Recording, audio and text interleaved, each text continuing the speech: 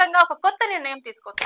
ఇకపై టీఎస్ అనే రాష్ట్ర గుర్తింపుని టీజీగా మార్చనున్నట్లు అధికారికంగా ప్రకటించింది. ఈ మేరకు కేబినెట్ లో ఆమోదం కూడా లభించింది. టీఎస్ అంటే తెలంగాణ స్టేట్ అనే అర్థం. టీజీ అనే షార్ట్ ఫామ్ మాత్రం తెలంగాణగా సూచిస్తోంది. దీని ప్రభావం ముఖ్యంగా వాహనాల రిజిస్ట్రేషన్లపై పడనుందా అన్న సందేహం ఇప్పుడు చాలా మందిలో తలెత్తుతోంది. తెలంగాణ ఏర్పాటైన తర్వాత 2014 నుంచి రాష్ట్రంలోని కొత్త వాహనాలన్నీ టీఎస్ రిజిస్ట్రేషన్ నెంబర్ తో రోడ్డెక్కాయి. టీఎస్ ఆర్టీసీ, టీఎస్ పిఎస్సి లాంటి అధికారిక సంస్థలు ఈ పేరుతోనే ఏర్పాటయ్యాయి. ఇప్పుడు టీజీ అనే కొత్త గుర్తింపు తీసుకొస్తున్నట్లు మంత్రి పొంగులేటి శ్రీనివాస్ రెడ్డి తెలిపారు.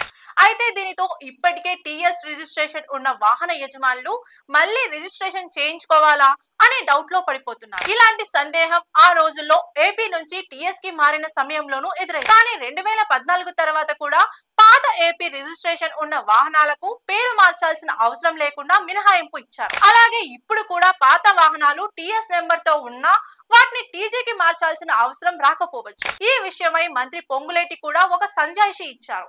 పాత వాళ్ళు రిజిస్ట్రేషన్ మార్చుకోవాల్సిన అవసరం లేదన్నట్టు ఆయన సూచన కనిపించింది.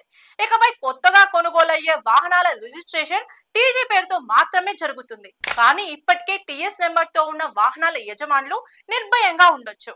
అయితే ఇది పూర్తిగా అధికారికంగా క్లారిటీ ఇవ్వాల్సిన అంశం. ప్రభుత్వం నుంచి పూర్తి స్థాయి గైడ్ లైన్స్ రావాల్సి ఉంది. మీరు వాహన యజమాని అయితే ఇంకా ఎదురు చూసి అధికారిక ప్రకటన వచ్చే వరకు ఏ మార్పు చేయకపోవడం మంచిది.